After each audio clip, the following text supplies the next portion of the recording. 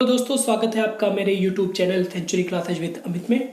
दोस्तों unknown fact के तहत मैंने जो प्रोग्राम शुरू किया है उसमें सबसे पहला मुद्दा जो है अयोध्या मंदिर के रूप में है। तो अयोध्या मंदिर का निर्माण अभी हाल ही में शुरू होने वाला है, शिलान्यास प्रधानमंत्री मोदी जी के द्वारा होने वाला है।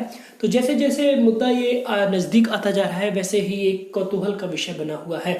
केवल भारत में नहीं विश्व के राजनीतिक भी इस पर टिप्पणी करने से बाज नहीं आ रहे हैं। अभी हालिया में जो मुद्दा है वो नेपाल के प्रधानमंत्री केपी शर्मा ओली के द्वारा है। उन्होंने ये कहा कि जो अयोध्या है वो असली अयोध्या नेपाल में है, ना कि भारत में। तो क्या श्री राम जी जो है वो नेपाल के थे? इसी जो तथ्य पर हम छानबीन करेंगे। एक इतिहास के विद्यार्थी होने के नाते मेरा ये जिम्मेदारी बनती है कि मैं इन तथ्यों की खोज करूं। तो आइए आपको ले चलता हूं उन तथ्यों की ओर। तो सबसे पहले हम देखते हैं आखिर केपी शर्मा ओली ने किस स्थल को श्री राम जन्मभूमि स्थल बताया। देखते हैं हम।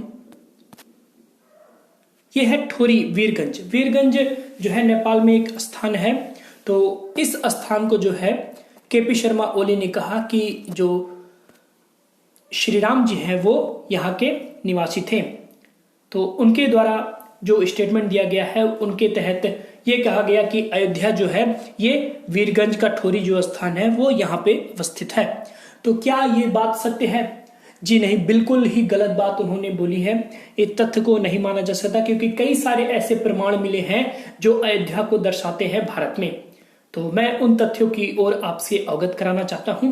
तो ये देखिए, पहला जो सबसे इंपॉर्टेंट तथ्य है, महाभारत के वन पर्व में 254 अध्याय में अयोध्या का वर्णन है। इतिहास और भूगोल को केपी शर्मा ओली ने मुंह चिढ़ाया है। तो बहुत ही निंदनीय बात है, एक प्रधानमंत्री होने के नाते उन्होंने ऐसा कहा। और ऐसा उन्होंने क्यों कहा ये भी मैं आपको बताऊंगा। दूसरा जो इंपॉर्टेंट फैक्ट है अयोध्या के भारत में होने के प्रमाण के रूप में, अथर्ववेद और वाल्मीकि के रामायण और कंबन दक्षिण के लेखक हैं, इनके ग्रंथ में अयोध्या का वर्णन है। फिर तीसरा इंपॉर्टेंट चीज है इस्लामी हुकूमत। जब भारत में इस्लामी हुकूमत थी, ब्रिटिश गजट जब भारत में ब्रिटिश राज कर रहे थे, उनमें उनके जो पुस्तकें हैं उनमें भी अयोध्या का वर्णन है। और भी ऐसे कई सारे फैक्ट हैं जो ये दर्शाते हैं कि भारत में ही अयोध्या थी। जैसे बुद्ध का कौशल में श्रावस्ती में अपना उपदेश देना, ये भी इंपॉर्टेंट है क्योंकि कौशल जो है वो आधुनिक जो है अयोध्या का ही नाम है। तो इंपॉर्टेंट चीज है, ये तीनों फैक्ट जो है अयोध्या के रूप में दर्शाते हैं कि भारत में ही अयोध्या होने के प्रमाण है। आखिर केपी शर्मा ओली ने ऐसा क्यों कहा? ये मुद्दा बिल्कुल ही राजनीति से प्रेरित है। हाल ही में जो है लद्दाख में चीन से हमारा जो है डिस्प्यूट हुआ था। तो चीन और नेपाल जो है इस समय गठजोड़ बनाए हुए हैं क्योंकि दोनों में ही कम्युनिस्ट सरकार की वहां पे स्थापित है। तो ये राजनीतिक मुद्दा है, इसलिए चीन के बहकावे में आकर उन्होंने ऐसी बात बोली। और दूसरी बात, अभी हाल ही में जो है बस सेवा शुरू की गई थी जनकपुर से अयोध्या तक के, और केपी शर्मा ओली ने ही ये बस सेवा शुरू की थी।